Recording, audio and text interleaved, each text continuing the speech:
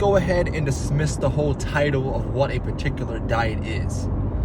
Now, there are certain people who like to eat a certain way. And typically that way is what allows them to be able to live their lifestyle optimally, whether it's healthy or unhealthy. So when you are approaching your meals and you're like, hey, I need to eat cleaner because I want to feel better, that's a diet change. Because what you eat after that on a regular basis, that is what your regular diet is. So if you feel that you are always in a loop of constantly changing your diet to make it more healthy, then that's probably a sign that you need to just completely change the way that you eat, change your diet, change your eating lifestyle. So with that said, my wife and I, we had a great time the past few days indulging in some takeout and cake. It was her birthday and it was good. But now we are reverting back to our normal day-to-day diet.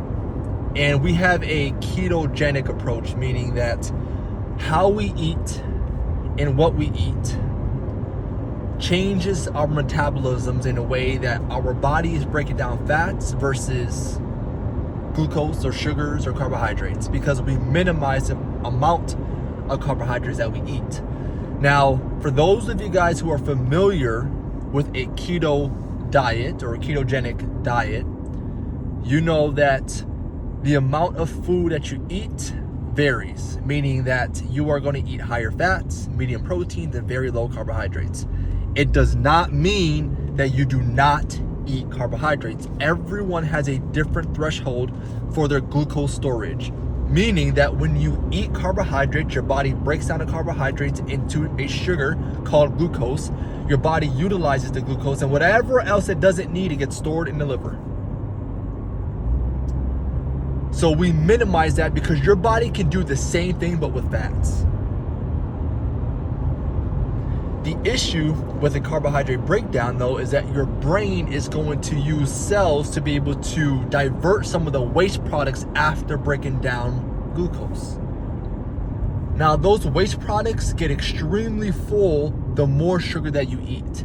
The American diet is very high in carbohydrates. So when you minimize the amount of carbohydrates and you increase the amount of fats and increase the amount of protein, your body works more efficiently, which means that you have less brain fog, you have more energy, you have a higher focus, you could be more decisive, less reactive. So think about what your current diet is, make changes, and then adapt to those changes, because the other thing is that your body is not going to be so quick to adapt to change. That's human nature. Your body and your mind is not going to be so quick to adapt to change. So be patient with yourself and ensure that you're allowing your body, allowing your mind to approach these changes in a way and in a manner where it's going to help you to adhere to it long term. A diet should give you energy. A diet should give you focus. A diet should allow you to be truthful to yourself and to other people. A diet should allow you to reflect and not react in a negative manner. And a diet should overall help you to feel great.